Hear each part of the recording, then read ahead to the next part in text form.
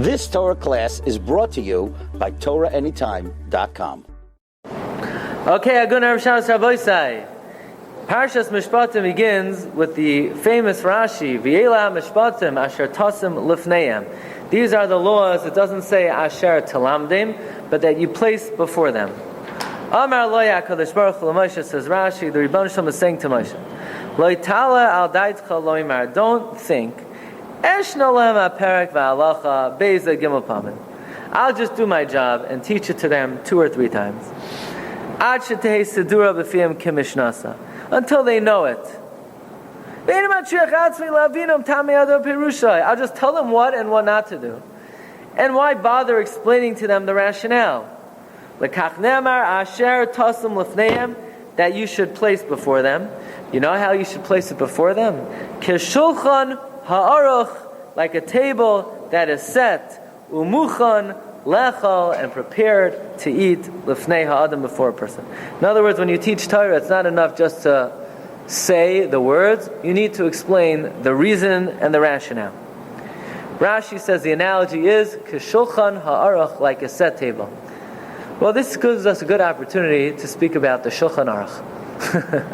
Because where did the name Shulchan Aruch come from? Obviously, this Chazal.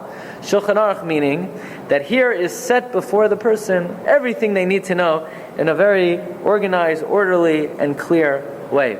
Also, one of the reasons we're going to speak about this, in Mirz Hashem, Monday morning, in our shul, we're starting a Seder in Dirshu Daf Yomi. Dirshu has a program where they learn Daf Yomi, Mishnah Berurah, a page a day, and we're going to be learning it in our shul. So either you could come to our shul, or you could actually catch it online afterwards, or you can learn it on your own. But today we're going to speak about the greatness of Shulchan Aruch and some unknown, interesting facts about the Shulchan Aruch. And to appreciate the greatness of the Shulchan Aruch, we're going to read some biographical information about the author of the Shulchan Aruch, Rabbi Yosef Karo. Mr. Karo, are you related to him? No relation to Mr. Karo, but they have the same... Not sure. He's not sure. He's not sure. But... what? The Rosh was a very great person. It has nothing to do with the Shulchan Aruch. Also, nothing to do... Now we're talking about the Shulchan Aruch. Didn't the Torah divide first? The Torah. But the Shulchan Aruch is from Rabbi Yosef Karo. So, the Chida tells us that in the generation of Rabbi Yosef Karo, there were actually 3 people who were roi to write the Shulchan Aruch. In other words, it's not that Rabbi Yosef Karo was the only person who could have done the job. He says there were 3 people in that generation that could have done the job. Look at number 2. He says like this. Who gave him the name Shulchan Aruch? Where did he get the name from? Well, the Beis Yosef, he got the name from his Chavrusa, the Magid. Now we know that Rabbi Yosef Karo had a Magid, had a Malach that came to learn with him. The Malach told him to call it Beis Yosef. Or Shulchan Aruch, the Chida says. Says the Chida, I have a Kabbalah from an Adam Gadol in Chachma and Yira, who had a Kabbalah from a great rabbi, who had a Kabbalah from Zakenim, that in the generation of the Maran, in that generation you had Rav Moshe Cordovero, you had the Arizal, you had Kedoshim. They had Siyata the Shmaya because Klal Yisrael needed the Sefer to be able to Asuke Shmaitz Aliva the Hilchasa. Says the Chida, V'oisai Hadar Hayonim Sam Shloish Rabban Ruim Lazeh. There were 3 rabbis that could have done the job. Who are they? Rabbi Yosef Taichik, and Maran Bet Yosef, and Harav Maharival. That's Mari Ben Lev. And the reason why the Beis Yosef ultimately became the one who was eligible to write the Shulchan Aruch, this is something we learned before, because he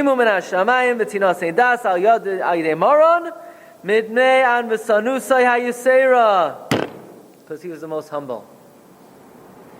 He wasn't the most erudite. He was very erudite, but not necessarily more than the other 2. It was not his hasmada, even though he was one of the great all-time hasmidim, it wasn't the biggest lamdin, although he was unparalleled. It was because of his anivas. And in what way is that manifest? He writes, "The ein derech maran l'saper b'gnus misha posig lo yiglasei." Whenever he argued on someone, he never spoke about them in a disparaging way, and everything he wrote was in a very respectful way. Okay. Interestingly, that the Beis Yosef was established based on the following principle. He writes in the third paragraph that I have a tradition from the Ziknei Torah who heard from Reb Chaim Abulafia that they have a tradition that the Beis Yosef's governing principle is to follow the three Amudei Olam, the Rif, the Rambam, and the Rosh. That principle, that guiding principle of the Beis Yosef, 200 Rabbanon in his generation agreed that that should be the governing principle of Psak. And therefore anyone who follows the Beis Yosef is following 200 Chachamim of his generation. Then he adds one more thing. When the Beis Yosef came out, the Mari ben Lev was not a fan of the Sefer. He said this Sefer is going to diminish Bikiyos. In other words, if you're just going to know Halacha Psuka, do this, nobody's going to know the Rosh, the Rif, the Rambam. Yeah, it's just a bridge version. And therefore he said he made a Gzeir on his Talmidim that nobody's allowed to learn it. And instead they would learn the Torah. In the Torah you had a little bit of what it says in the what other Rishonim say.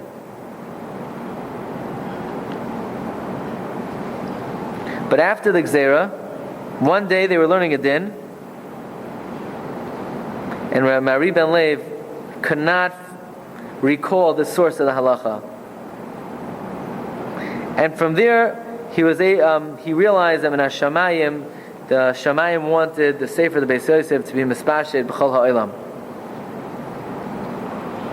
And they opened up the Beis Yosef, and lo and behold, once they opened it up, they were able to discover the Makar.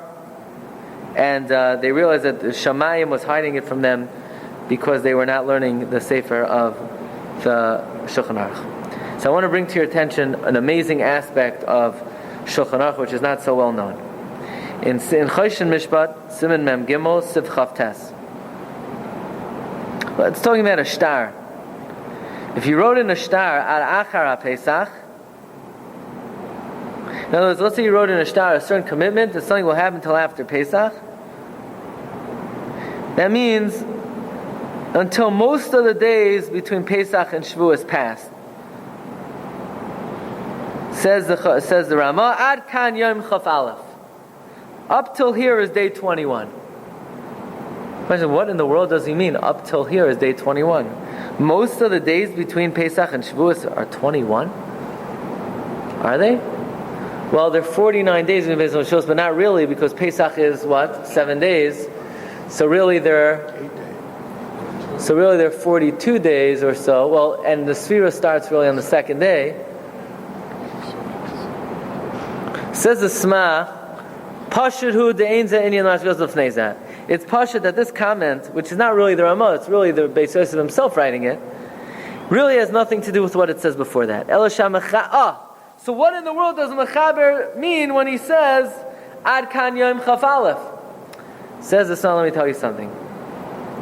Before the Beis Yosef wrote the Shulchan Aruch, he wrote Beis Yosef. Beis Yosef is a very lengthy edition of the halacha. He brings down all the shitos with a conclusion.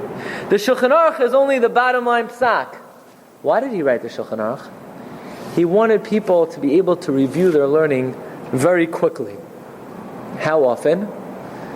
That every 30 days you should be able to review the entire Shulchan Aruch. All 4 volumes. Every 30, that was the purpose of it, because it's too hard to review the Beis Yosef every 30 days. So he made the first Daf Yomi. It's called Shulchan Aruch Yomi. What the Shulchan Aruch means, Ad Kan Yom Chaf Aleph, is when you get it to Siman Mem Gimel, Siv Chav Tes, you have now completed the 21st day of the monthly Seder of Dalet Chelkei Shulchan Aruch. But the printer thought Ad Kan Yom Chaf Aleph somehow is connected to the halacha, so he kept it in. But just like you ever seen the Chafetz Chaim Svarim, it says, Chaf Aleph Tishrei here, and then a little bit later, Chaf Beis Tishrei. This was the Beis Yosef's personal breakdown of the Shulchan Aruch. He says, Elo shamechaber cholak kol dal atur mezonach al lam and chalakim. V'kavanasai hoyo sheyilmadu v'yachsu chilak b'chol yom. Shulchan Aruch wanted you to review a major. That would be the equivalent of learning like an entire volume of Mishnah Berurah every day. Right? Most people, it takes them a year to learn Mishnah Berurah. That would be the equivalent of learning basically most of Chilak Aleph and Mishnah Berurah on day one. That was the intention of the Shulchan Aruch. In fact, and this way, the Beis Yosef himself writes in the Hakdama to Shulchan Aruch that the reason why he wrote the Shulchan Aruch is to be able to review your learning once every 30 days. In fact, I refer you to number 5. In the Hakdama to the Shulchan Aruch, look on the 1, 2, 3, 4, in the 5th line.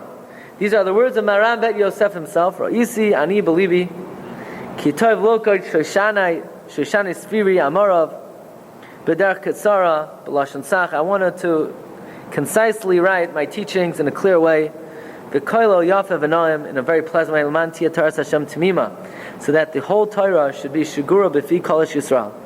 Ki kasher yishalu l'tamid chacham dvar halacha. So that when a Talmid Chacham is asked the halacha, lo yegam geim ba, he will not be, I'll get back to you. This is not our regel achas, right? Every rabbi knows if somebody asks him a question, you don't know the answer. What do you say? It's a lengthy discussion. We'll have to revisit the issue. I'll have to get back to you on that way. In other words, that's a nice way of saying I have no idea. So that's not good. Talmid Chacham should be able to answer off the bat. Elayomer lechachma achoisiyad. Shlomo HaMelech says, say to wisdom, you're my sister. Which means just like you're clear that you're not to marry your sister, so too the rest of the Torah should be clear to you.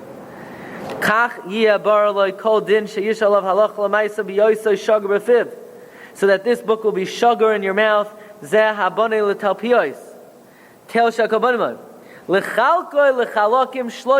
going to divide all the Torah into 30 parts.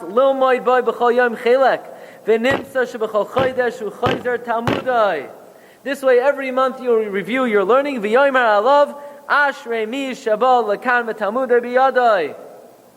Nowadays, we're lucky if we learn the whole thing. The whole Arachayim in 6 years. Someone who learns Dershu Mishnah Berurah Yomi, he learns the whole Arachayim in 6 years. Times with Beis Yosef, he'd basically learn in 6 days. Maybe 8 days. 7.5 to be precise. We'll give you an extra day and a half. Therefore, when the Beis Yosef writes Ad Kan Yom Chaf Aleph, it has nothing to do with the halacha of the days between Pesach and Shavuos. It just means this is where the Beis Yosef wrote. This is day 21. In fact, with the back to the Sma, it's first Kadma de Venezia in the Venetian press. In the old editions of Shulchan Aruch, you could see day 1, day 2, day 3. And Taka, this is where day 21 is. It fit into that cheshbon.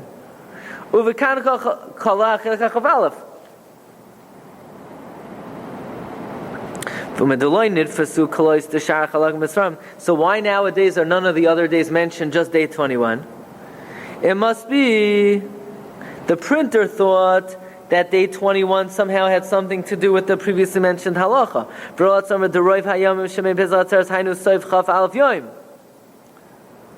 And then the word kan is really a tas sofer. It should say ad yom chav aleph. V'tzarch lamer ad yom chav aleph. V'shiba shu be'enai dim kein minyan olam ali. In other words, the only reason the printers must have left this one in is what they meant to say ad yom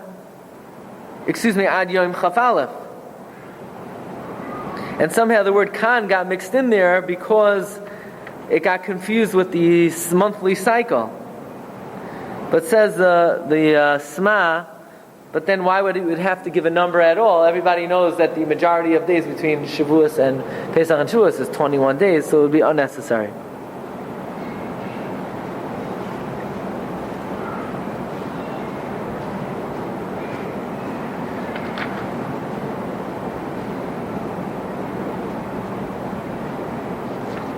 The Shach disagrees with the Sma's understanding. He learns that this actually does have something to do with the halacha mentioned, that for us, there are 42 days in between, so Chaf Aleph is exact. But Rabbi, what we're bringing out is an amazing thing, that the Shulchan Aruch was intended, to us Shulchan Aruch is this major corpus of material, how can we ever master it? To them it was like the Cliff Notes. To them it was the easy way, the cheat way to quickly review your learning. But once we're on the topic of the Shulchan Aruch, I just want to mention that not only did the Shulchan Aruch intend that the Shulchan Aruch be broken up into different chalakim, but actually there are remazim in the gematrios of each siman. So remember, one time we have our famous joke about what siman is Hilchos Dagim in Yeridea. Siman Pei Gimel, Rashi Teva is gefilte fish, right? That's if you want to know, to remember what siman. But actually, Rabbi Yaakov Emden writes that the simanim in Shulchan Aruch were written al pi remez. For example, Hilchos Shofar is siman Taf Kuf Pei Vav. Begamatria Shofar. Taf Kuf is 500. Pei Vav 86, 586. Shofar is Shin is 300. Vav Pei 86, Reish is 200, 586. But now we have over here. We'll conclude with this. This is one of the most astounding gematrias you'll ever hear. There's a sefer written by Reb Chaim Samet, one of the Kedoshim who perished in the Shoah.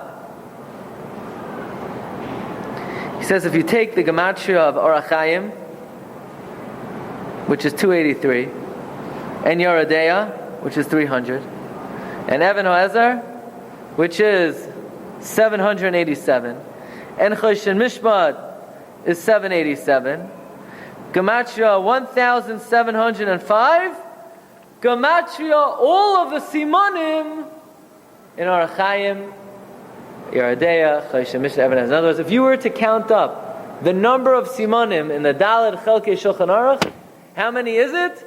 The gematria Orach Chaim, Choshen Mishpat, Yeridea, Even Hoezer. So obviously, Beis Yosef and the Torah who picked the number of simanim obviously had a lot of siyata d'shmaya in writing it. Been verified, or you check it? And this has not been verified. In fact, this has been verified not to be accurate. But I'll let you count and see if you can work it out. But this is what's written by Reb Chaim Samet, that the number of simanim are Chaim, Yeridea, Choshen Mishpat, and this all is what Rashi is telling us, that the Torah has to be munach lefaneim k'shulchan ha'aruch. Rabbi, I wish you all a wonderful Shabbos. You've just experienced another Torah class brought to you by TorahAnytime.com.